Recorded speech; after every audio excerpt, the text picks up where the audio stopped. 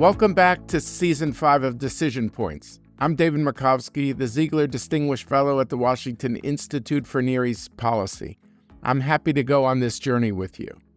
Today, we're diving into the evolving dynamics between Israel and Iran. In recent weeks, we have witnessed escalations, including significant Israeli strikes on Iranian targets and the erosion of Iran's proxy network in the Middle East. Simultaneously, Israel finds itself stretched across multiple active fronts, challenging its military doctrine of short, decisive wars and pushing its reliance on U.S. resupply to new heights. With Iran grappling with the damage inflicted and Israel taking a bold approach to defense, it's necessary to understand how recent developments affect each side's military capabilities, internal politics, and regional standing. As the balance of power shifts, the possibility of broader conflict looms. What would Israel's response be to direct Iranian retaliation? And how might this affect its approach to Iran's nuclear infrastructure? Could this evolve into a war of attrition? Or will Israel leverage its current momentum for decisive action? To help us delve deeper into these questions, I'm delighted to be joined by two esteemed experts, Karim Sadjadpour and Assaf Orion. Karim is a senior fellow at the Carnegie Endowment for International Peace, where he focuses on Iran and U.S. foreign policy towards the Middle East.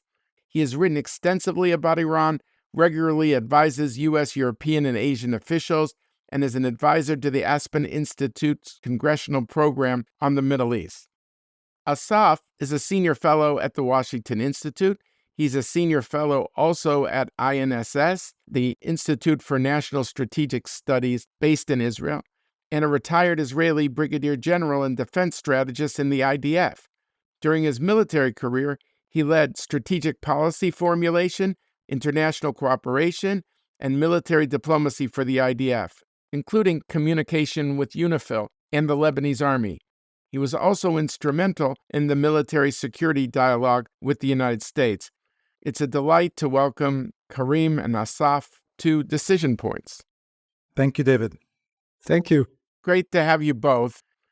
The world has seen these exchange of blows between Iran and Israel, the shadow war that's come out of the shadows, that has now become overt, that thresholds have been crossed as both sides inflict blows on the other. So, Karim, maybe I'll start with you, which is, given the end of October's attack, how does the Iranian people and how do the Iranian regime, how do they see what has gone on until now? What sort of damage do you think inside Iran is viewed of the damage inflicted by Israel in the recent operations? What are the potential political and strategic implications for the regime? And I just want to repeat that we are recording this on the eve of the U.S. election on November 4th. There could be developments this week, so please don't hold it against our guests. But I think that Iran will not be solved this week, so this issue is going to be left with us for a while. So I just want to know how the Iranian regime and the Iranian people see what has gone on and how has it impacted Iran itself. Karim, start with you. Well, let's start with the regime, David. Since the 1979 revolution to the present, I would argue that there have been few governments in the world with a more clear and consistent grand strategy than the Islamic Republic of Iran. Number one, it's committed to evicting America from the Middle East. Number two, it's committed to replacing Israel with Palestine. And number three, it wants to defeat the U.S.-led world order. As I said, very few governments in the world have been more clear and consistent in their strategy than the Islamic Republic of Iran. So on one hand, it's a regime deeply committed to this ideology of death to America and death to Israel, but at the same time, it's a regime which is committed to its survival. It's homicidal, but it's not suicidal. And so I think the regime has had to calibrate with great difficulty over the last 6 to 12 months is how to react against Israeli attacks either on its soil or Israeli attacks against its proxies. The long-time worldview of Iran's supreme leader, Ayatollah Khamenei, now he's been ruling since 1989. He's one of the longest-serving autocrats in the world. His general philosophy is that whether internally or externally, when you're under pressure, when you're being threatened, don't take a step back, because that's not going to alleviate the pressure against you. It's going to project weakness and invite even more pressure. We saw last, after the Israeli assassination of Ismail Haniyeh, the political leader of Hamas, I believe it was in August for the inauguration of President Pezeshkian, the Iranians didn't react to that assassination. And what followed was an Israeli attack which killed their most critical regional ally, Hassan Nasrallah, the leader of Hezbollah. So I think that they calculated in hindsight that they had made a mistake by not reacting to the assassination of Haniyeh. They projected weakness, and for that reason, we saw, I would argue, something which has been, unprecedented over the last 45 years, which are these very significant Iranian attacks on Israel. We saw 300 missiles last April. This last time it was a couple hundred. And now they're gearing up, apparently, to do it again. So we really entered uncharted waters from the perspective of the regime. From the perspective of the population, listen, this is a government which is deeply unpopular. I would argue perhaps at ceiling it has maybe 20% popular support, if that. But it's also a population which worries, like any population, about conflict, about war, about chaos. And my general belief about the impact of outside pressure on Iran, whether it's sanctions or the threat of military action, is that it tends to accentuate people's existing political dispositions. So if you're a supporter of the government and Israel attacks, you have one more reason to dislike Israel and the United States.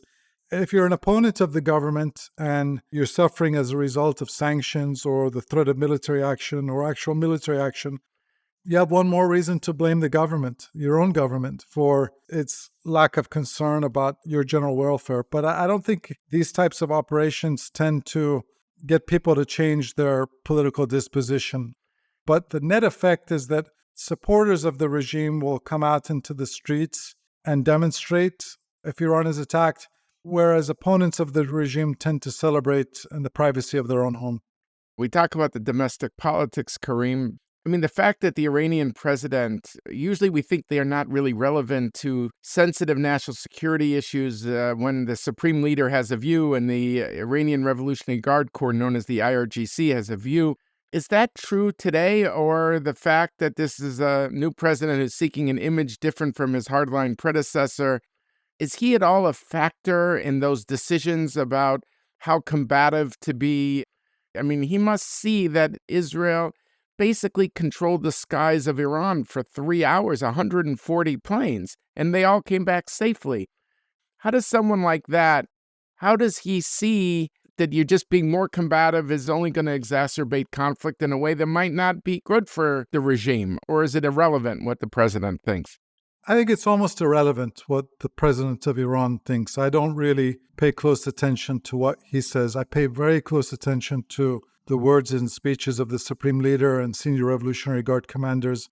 But the president and the foreign ministry, they're not deciding policy. In fact, Tom Friedman reported just before Iran's last attack on Israel that the president of Iran was given the news after the missiles were launched that it was going to happen. The Mossad knew before Iran's own president did about the nature of those attacks. But really, this goes back to the supreme leader himself. And listen, you don't get to be the longest serving dictator in the world if you're reckless. So he's someone who generally has been, as I said, committed to his ideology very much, and he's a true believer, but also committed to his survival. He hasn't conducted himself in the same way that a Saddam Hussein or a Gaddafi did, that risked the life of himself and the life of his regime. But this has been fairly unprecedented, at age 85, that he's greenlighting these types of attacks on Israel. And now the big question is, given the decimation of some of Iran's regional proxies, most namely Hezbollah and Hamas, is Khamenei now going to be compelled to pursue nuclear weapons? And this is, I think, the next big question mark. As someone who was a Khamenei watcher, if you look at his statements and of the IRGC, I mean, I think his first statement, he said, let's not take this out of proportion. Let's not blow it out of proportion. Let's not minimize it. It didn't seem like the tone from Iran late October was what you might have expected, that was fiery. Someone wonders if his position hardened over time to vow revenge and things like that. Was there any statement after the last round with Israel that you think was significant that we might be missing about how he and the IRGC are thinking after the Israeli round at the end of October? I mean, just in the last few days, he threatened, I think in Persian, he used the term dandun shikan, a tooth-crushing response to the Israelis.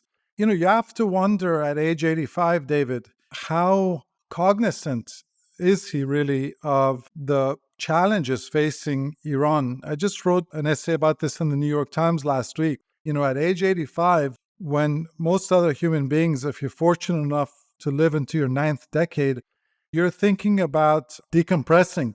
This guy is fighting a war against his own people, against Israel, and against the United States at age 85. And it's a very high-tech, sophisticated military, espionage, and financial war. How cognizant is he of the real dangers and challenges facing Iran? To what extent is he dictating orders to the Revolutionary Guards? To what extent are they being much more assertive? These are, for me, the question marks, the balance of power between the supreme leader and the senior cadres of the Revolutionary Guards. That, I think, is what I tend to focus on. What the president says, what the foreign ministry says, for me, that's almost irrelevant. In terms of decision-making itself, do you see shifts between the supreme leader and the IRGC? Are they giving him bad news? I remember talking to someone who was in West Germany who said they did like a damage assessment of East Germany. And after the Cold War ended, Karim, and they said, they found out the East German system actually knew a lot. But all the bad news did not go to Honecker. It didn't go to the leader himself. They were afraid to tell him bad news. And maybe here there's also an age factor. I mean, how much do you think he's very aware of negative developments? And again, how do you see the balance of power between him and the IRGC at this point?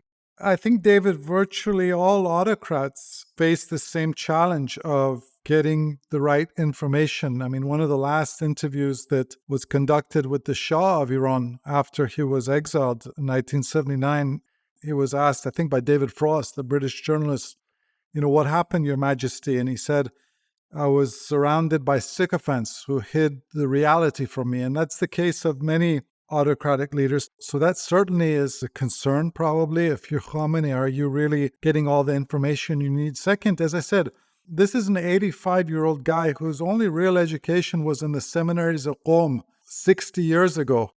Qom is the religious city of Iran, right? Just for our listeners who might not know. Yes. It's the Shiite Vatican. So this is an incredibly sophisticated, as I said, high-tech espionage war, military conflict, financial conflict. Does he fully understand the implications? Now, one thing I'll say, David, finally, is that one of the things I've noticed about Khamenei is that he hasn't left Iran since 1989.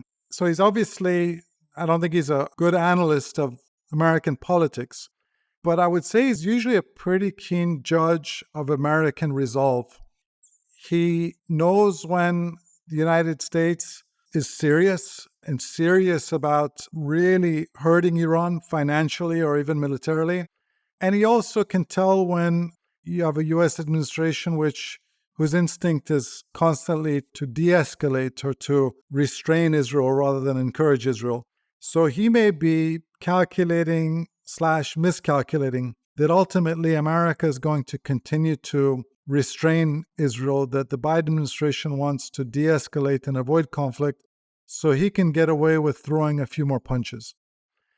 Assaf, over to you. Can you give a sense, at least if we talk about the last round in October, and again, things may happen since this podcast is being recorded, but about how much damage did Israel do to the ballistic missile program? We heard about Israel really knocked out a lot of the air defense systems, the S-300s that Russia has. I mean, I like sports analogies. So it seems like basically Israel has taken Iran's goalie out of the hockey game.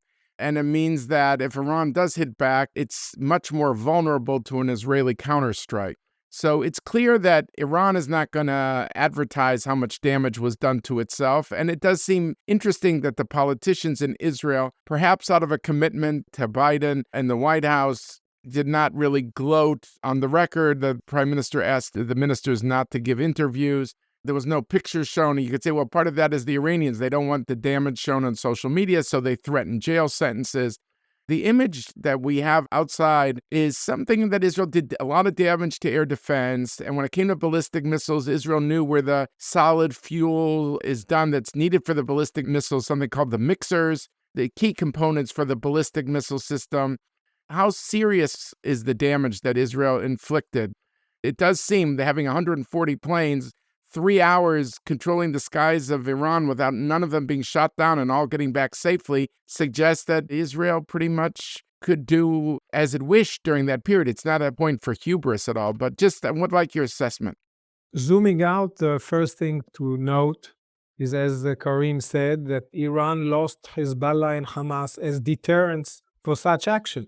Moving more to the east, we need to recognize Israel more or less trailblazed over Syrian and Iraqi skies, perhaps also taking out the last SAM-5 or S-200 battery in Syria, destroying radar posts in southern Syria, and launching munitions all the way from something like 1,400 kilometers to 1,900 kilometers from Israel into Iran. Some of them apparently look like air-launched ballistic missiles, and some components fell in Iraq. But east of Tehran, in Shahroud, it seems that Israel managed to get very far, uncloaking or stripping Iran of its long-range air defenses. And it means for a long term, because Russia could hardly resupply. How long does it take Russia to resupply, even if it had enough with the Ukraine war?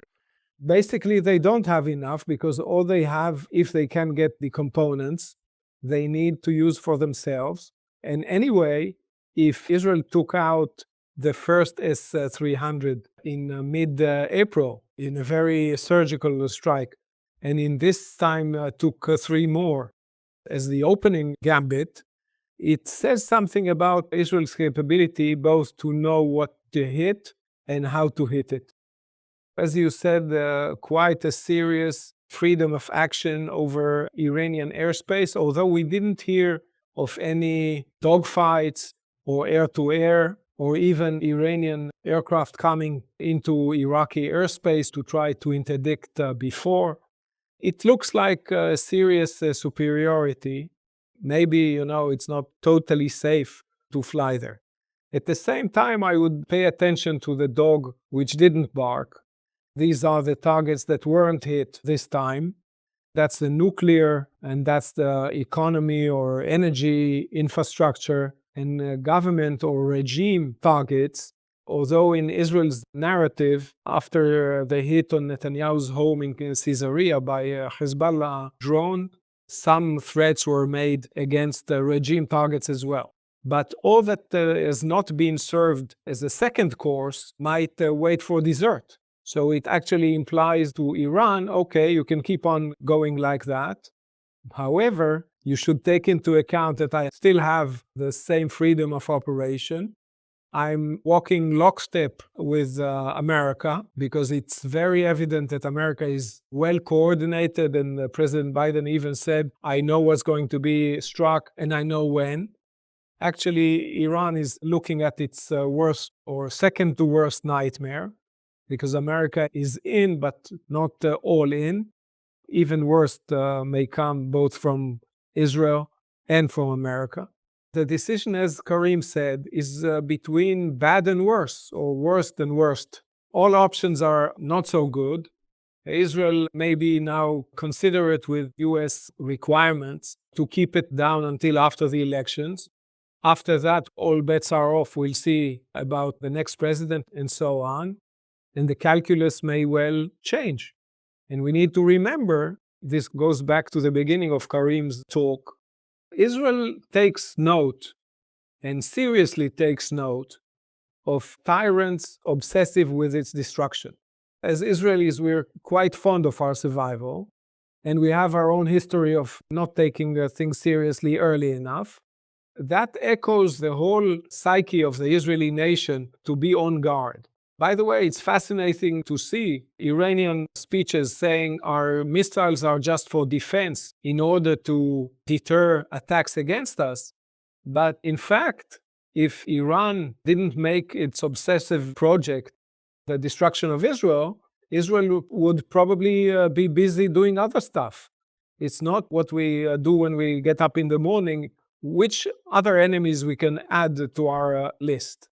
Basically, I think we need to look back to 79 when Israel lost one of its closest ally and gained one of its worst enemies. We need to look into the future of whether there is a flip point or some point of reversing that strategic trend. Assaf, let me stick with you for a second. We know CENTCOM, the U.S. military command in the Middle East is called the Central Command, or CENTCOM as it's known, was very key in repelling the April 13th attack, where Iran sent over 300 projectiles, like 170 drones, 36 cruise missiles, and the remainder of ballistic missiles. People wondered if that was like a glimpse into the new Middle East, that here you had the U.S., Britain, France, working with Israel, Jordan, the Saudis on some level, maybe the Emiratis on some other level. We didn't hear about CENTCOM as much in the October strikes. And you can say, well, April was about defense, about repelling. And the October strike, by the end of October, was about offense, although Iran hit Israel on October 1st, too. How important is CENTCOM, in your view, towards if these talks continue between Iran and Israel? I'm sure it's very comforting for Israel to know that General Kurilla is there and is constantly consulting with Israel. And I know there's high regard in Israel for General Kurilla, people at the Pentagon, of course. But is it a luxury or is it a necessity for Israel to have CENTCOM right there at a time of Iranian-Israeli strife? Well, David, I think that Winston Churchill said that the worst thing than fighting with a coalition is fighting without one.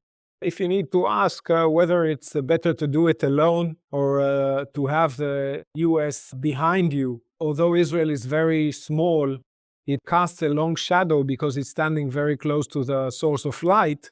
I think that's an important point. I wouldn't go too much with the fireworks. Mid-April, because of the large drone element, there was a large participation of air units intercepting the drones and the fixed-wing targets. But let's look at the whole choreography. We saw U.S. jets being moved from Germany to the Gulf. We saw a THAAD, Terminal High Altitude Air Defense System, being deployed to Israel, augmenting its air defense system. We saw destroyers, who are basically Aegis air defense platforms, join Israel's air defenses. A lot of these things, and always far from the limelight, is intelligence and operational cooperation and coordination that you never see unless something goes wrong. I would look at that as a good manifestation of how far the U.S.-Israel cooperation has gone since the Abraham Accords and joining CENTCOM. But at the same time, it also shows the current line, I would say, the dividing line between America's appetite for risk due to different threat perceptions. And that means that unless U.S. forces are hit, America will not go offensive, but do only in support of Israel's defense. While Israel is deep into the offensive aspects of battle, pursuing other and more ambitious goals right now. Given foreign sources, let's say, as they say in Israel, Israel had to resupply fuel. It's a long way, 1,700 kilometers each way to Iran and then back for each of the 140 planes. This comes at a time that Iran's foreign minister was running around the Middle East urging countries not to allow overflights by Israel. Given what you said about overflighting from Syria and Iraq, and these are known to be weaker states right now, given the civil war in Syria, Iraq has had its, issues since the Iraq War, certainly. I'm just trying to think how you see the Arab states. How do they look at this round? Well, I haven't spoken with either of our neighboring leaders, but knowing my neighborhood, I am sure that they were overjoyed to see Iran get it in the chin. And at the same time, they have Gaza and the implication on their mind in the sense of their public view. I think most of our partners see Iran as a threat, and for a reason. They are happy to see Israel striking it. They don't want to get caught in this. So Jordan said our airspace is closed before any other player. And I think Israel was smart enough, reportedly, to fly over the airspace of the axis of resistance, to add the irony. In this sense, it shows that operations or air operations and grand strategy actually rhyme. Karim, I ask you, like, if you're in Iran and you're seeing that the Arab states didn't do anything, certainly to stop Israel. Israel was careful with the Biden administration. It said it would only hit military targets, not hit oil infrastructure and nuclear infrastructure. Do you see that as something that Iran noticed? I mean, Israel is certainly not out to tell a country like the Emirates that has the Abraham Accords deal with, and the Saudis, where there's been a lot of back channeling about that kind of normalization. It does not want those countries hurt at all. How do you think Iran was impressed or not impressed with the way that this attack seems to be calibrated both between the U.S. and Israel, at least on the big picture, and the way Israel seems to have threaded the needle in terms of coming in and out of Iran and avoiding some of these states so that they don't have vulnerability in any way to any sort of Iranian retaliation? David, I think it's really too soon to say to what extent Iran has been impressed and is deterred, because if we take what they say at face value, that they're planning another major strike against Israel, then they haven't been sufficiently impressed and sufficiently deterred. That remains to be seen. It's been reported, and, I've had conversations also with Arab officials and countries neighboring Iran, that Iran threatened them before the Israeli strike to say that if these countries in any way facilitate Israel's strike against them, or if Iranian oil installations are hit, that they will also pay the price of that, whether it's Houthi attacks against Saudi Arabia or the UAE. That's something they've certainly threatened and will continue to do so. But I go back to what I said earlier, that I joke with my students at Georgetown that the best education to understand the Middle East is not political science, it's psychology. We really now are trying to understand the psychology of Ayatollah Khamenei. That's what I think is most important here. And to what extent does he believe that the Biden administration is lockstep with Israel now? And if Iran launches another major strike on Israel, is that likely to provoke the United States to enter?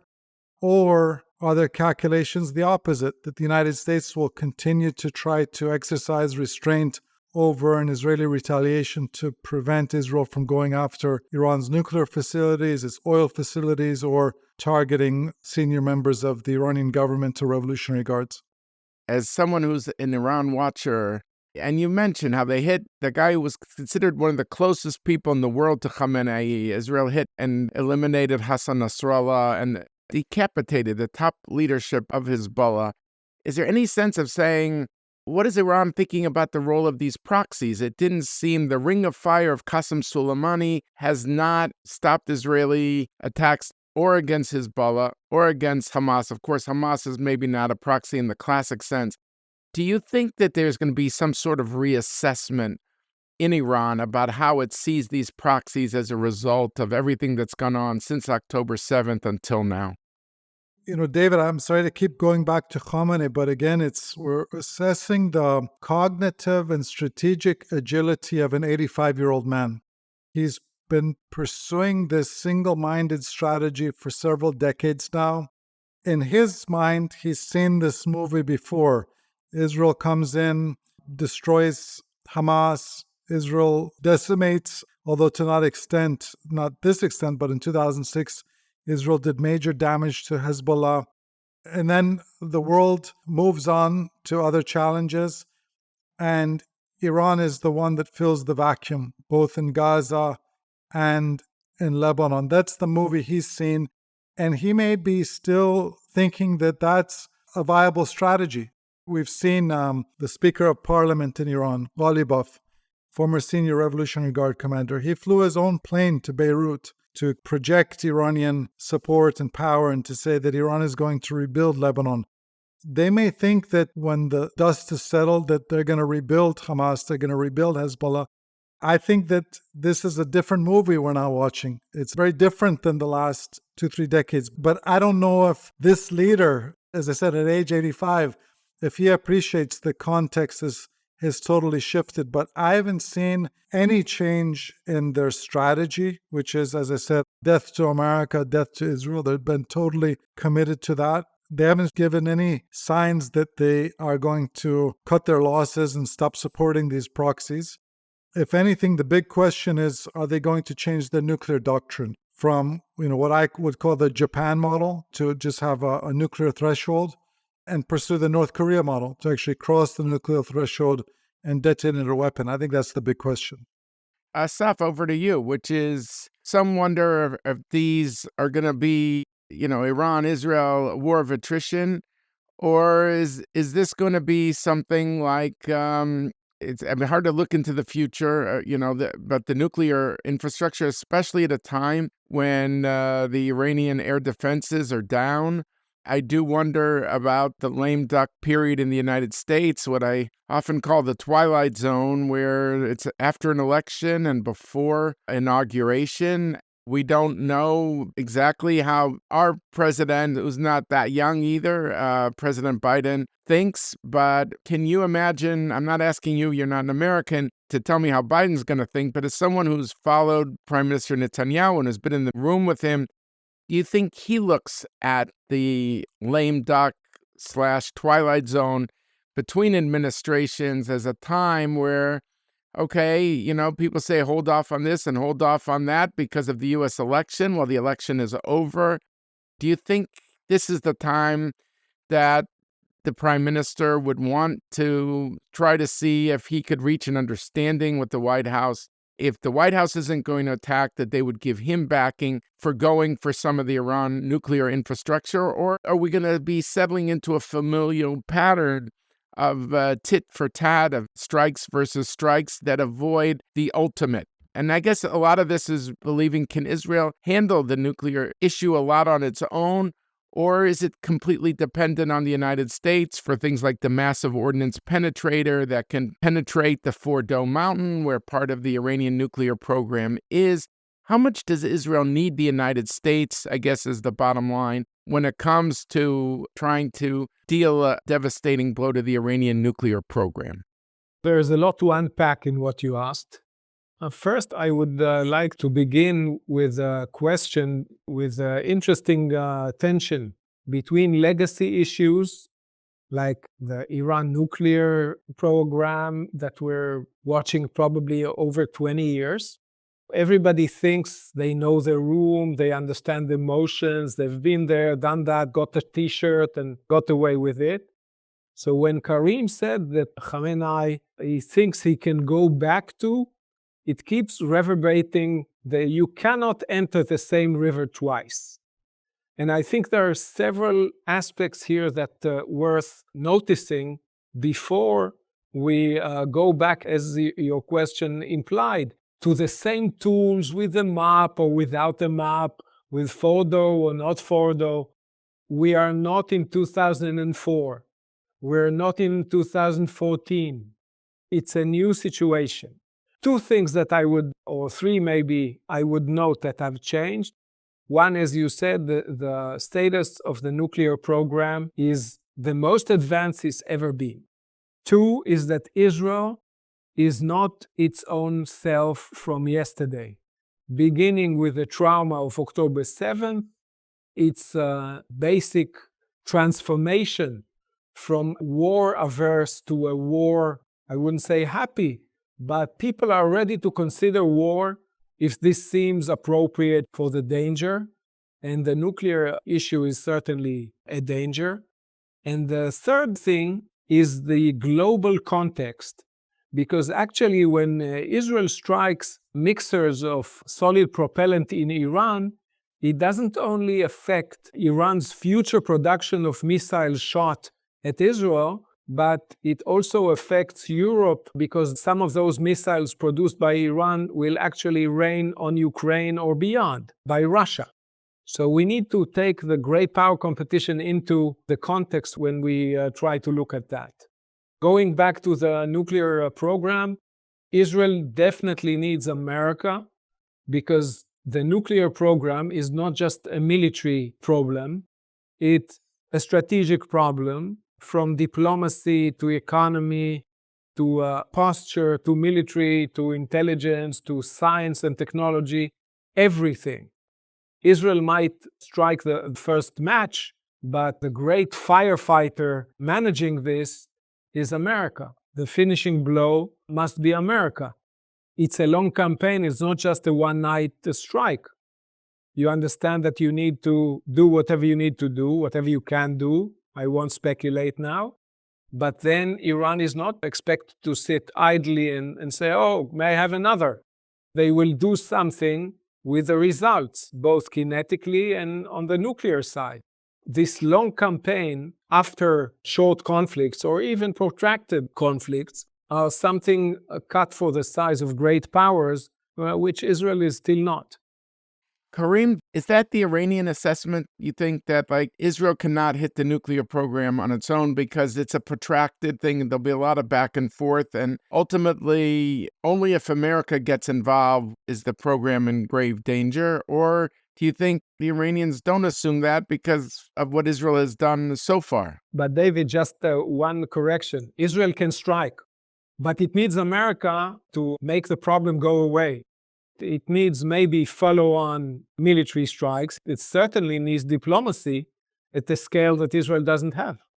Karim, is that Iran's assessment as well that, yes, Israel could launch key strikes that could greatly damage it, but it would take the United States to come in as well to complete this effort? Do you think that's Iran's view?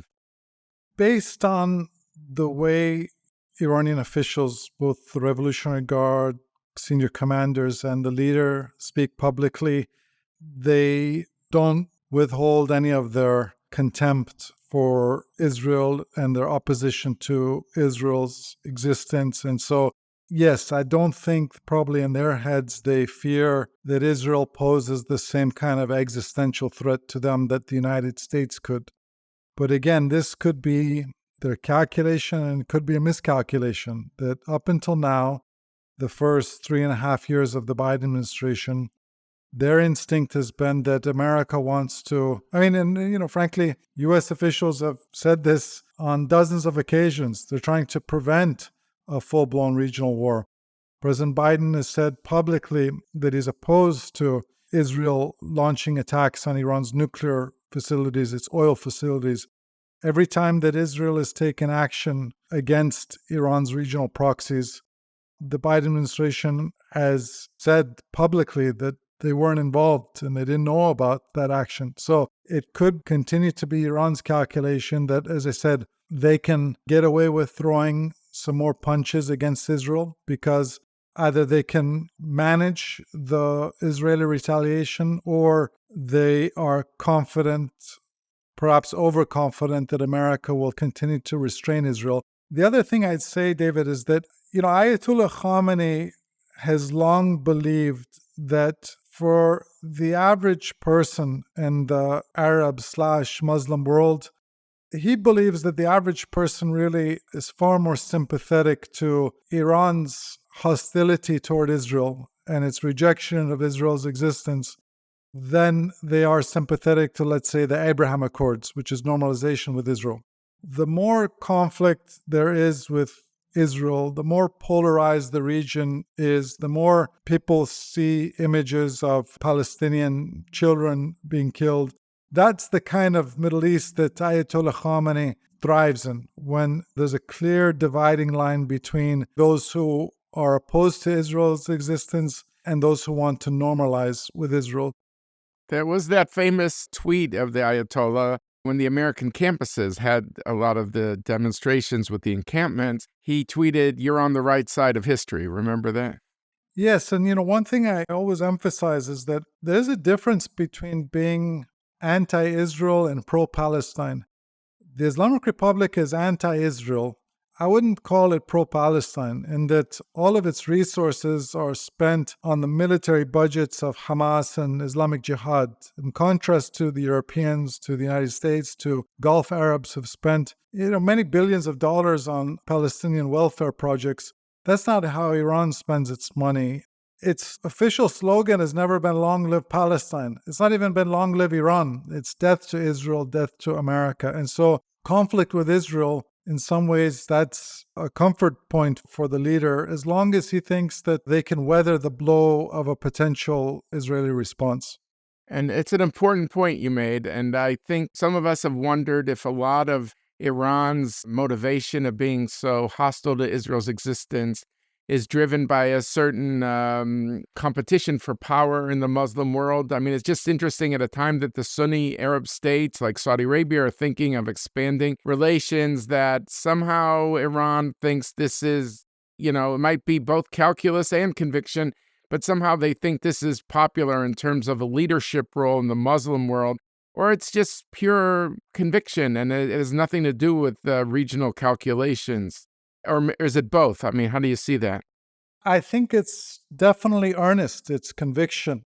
I'm a big believer in taking people at their word. And so over the last 45 years, virtually every speech that either Khomeini or Khamenei gave, it was punctuated with calls of death to Israel. One of the first studies I did when I joined Carnegie many years ago was I read all of Khamenei's major speeches over a 2-3 decade period. And I was really shocked the extent to which every speech he gave, whether he was speaking to a group of teachers and the topic was education, or he was speaking to a group of farmers and the topic was agriculture, somehow he would weave in the evils of Zionism and opposition to Israel in there. So on one hand, I think that, like Ayatollah Khomeini, if you go back and read the writings of Ayatollah Khomeini, there was an obsessive hatred. I don't think that's too strong of a word. Obsessive hatred and opposition to Israel's existence. It comes from a place of deep conviction. As the writer Eric Offer wrote, these guys are true believers. They really believe it. At the same time, yes, there is a strategic element there, which is that if you're a predominantly Shiite Persian country in a region which is predominantly Sunni Arab, you're not going to attract a lot of followers by waving the Shiite flag or waving the Persian flag. But waving the anti-Israel flag or the Palestine flag, that helps you transcend the Sunni-Shia divide and the Arab-Persian divide. That strategy for many years, especially after the Arab Spring of 2011, when Iran's Syrian client Bashar Assad was massacring Sunni Arabs en masse, Iran had lost enormous popular support on the Arab and Muslim street. I think the aftermath of October 7th, it's helped them revive a little bit of that support. And as I said, that's the region that Ayatollah Khamenei wants to live in, one in which Palestine is at center stage. So looking at the other war that the U.S. has been engaged with, which is Russia and Ukraine, and understanding where are the links here. For example, I think it was Assaf who said Russia might not have the weapon systems and air defense for resupply because it has its own needs for the S-300s and S-400s. And if Israel's hit Iranian ballistic missiles and drones, does this impact what Russia provides Ukraine? I'm just trying to see if there's some link here in terms of looking at the fallout of the Iran-Israeli exchange of blows as something that could impact another conflict in Europe. Assaf, what do you think? As I indicated before, the old habits of looking at a separate Ukraine problem and the Middle East, maybe Gaza problem, and Indo-Pacific problem, that's old. The common denominator between Ukraine and the war waged by Iran's axis against Israel is at its length. Their length means that the war is not about punch, but about endurance. And what is being tested is actually the industrial base of the parties. when we are looking across the Middle East and we see all proxies shooting the same products of the Iranian industry, most air defenses are either Iranian or Russian. When North Korean soldiers are appearing in Russia to fight Ukraine, when Russia is reportedly providing targeting information and missiles maybe to the Houthis, we understand that it's all connected. When Iran is providing arms to Middle Eastern proxies, but also to Russia to shoot against Ukraine and to threaten Europe, when the same missiles are starting from North Korea, going to Iran's industry, and later end up in Europe or in the Middle East, you understand that at least on the competition between defense industries, there are definitely the outline of kind of blocks. It also transcends to the diplomatic and strategic level, like some new posturing of BRICS and of the Shanghai Cooperation Organization, which is weaker in a sense. But I think the heart of it is the front against the U.S. by Russia and China, joined by North Korea and Iran. And for the practical aspect, it has a lot to do with military technology and science and supply chains. It's, of course, important to mention that most of Iran's oil exports go east to China. So you can't really disconnect between America's sanction on the nuclear aspect and China's help to Iran to unscrew those sanctions. So, Karim, do you see that Iran that has tightened its relations with Moscow and Beijing, how helpful is that going to be to Iran going forward? I mean, there was a time in the Security Council where there were sanctions on Iran that was supported by Russia and China. That seems unthinkable today, given the tightening of ties. I mean, how should we be thinking about what looks like an axis here between Russia, China, and Iran, even though their interests, of course, I cannot imagine, are identical on so many other questions? How should we be thinking about the relationship that Tehran has with these countries and how it relates to the conflict with Israel? David, there's a long history, obviously, of mistrust between Russia and Iran. But right now, the binding force between the two countries is very powerful. And for both Putin and Khamenei, they view their relationship as critical to their own survival, to their political survival. That's arguably the most important binding force in politics, having a strong common adversary. And because we're just 24 hours before our elections, Russia and Iran, I would argue, have different goals in our presidential elections. Russia is actively trying to get Trump elected. Iran is actively trying to assassinate Trump. So their goals are different. But one thing that all of these adversaries, China, Russia, Iran, North Korea, CRINC, all of these adversaries have in common is they want to see America internally polarized. They want us to see America divided, so internally divided that we can't focus on our external strategy. And that's why I really worry that, ultimately, none of these countries, especially the Islamic Republic of Iran, is strong enough to defeat the United States. But our American internal polarization is really a national security liability for us. And countries like Iran are more emboldened than they've ever been to meddle in our internal affairs and try to widen this polarization and carry out threats. There's multiple U.S. officials that live under 24/7 security because of threats to Iran. I think that it's difficult for us to have a very effective foreign policy and strategy against some of these adversaries until our internal house is in much better order.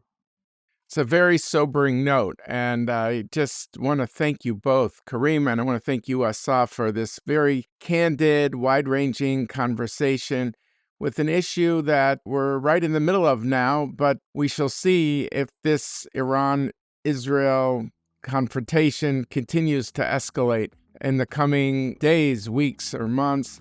But you've really helped illuminate some of these questions for us, and I just want to thank you both for your time. Thank you for joining us today on Decision Points. Thank you, David. Thank you very much. We find ourselves in the middle of a story that hasn't yet concluded. While Israel has landed significant blows, controlling Iranian airspace for hours while hitting key military targets and also eroding Iran's proxy network, the conflict is far from over. Understanding the Israel-Iran dynamic is no easy feat, as decision-making is currently concentrated at the very top by an 85-year-old Ayatollah. This is also a time of uncertainty in both Israel and the U.S., where the contours of a new administration have not yet been fully defined in the run-up to the U.S. election. Thus, in the policy world, the crystal ball can feel cloudy. We're at an inflection point where regional conflicts are merging with global power struggles, creating a web of strategic challenges that no nation can untangle alone. One underlying truth is evident. These adversaries share a common goal: to see the U.S. and the region internally divided, weakened by their own conflicts, and unable to project a cohesive external strategy. This makes American internal polarization more than a domestic concern. It becomes a national security vulnerability that empowers nations like Iran. Russia, China, and their allies are not passive onlookers, but active participants, employing military technology and forging strategic alliances to tilt the balance in their favor. The interplay of economic sanctions and covert partnerships adds another layer of complexity to an already unstable landscape. The dynamic between Israel and Iran is not simply about delivering the hardest blows. For an Israel that hears repeated Iranian calls for its elimination, especially as Iran is on the threshold of nuclear weapons, its success is linked to setting forth an achievable objective and being flexible and creative in pursuing a strategy to ensure its security. I want to thank all our listeners around the world for joining us on another episode of Decision Points.